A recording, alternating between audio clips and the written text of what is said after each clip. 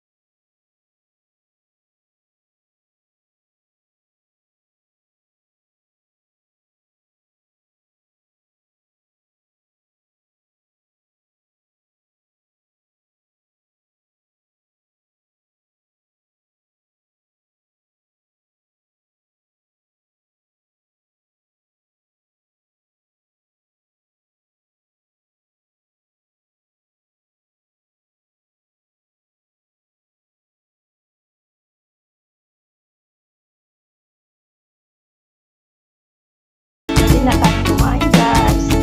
Pwede na tayong kumain, guys. Ano na po?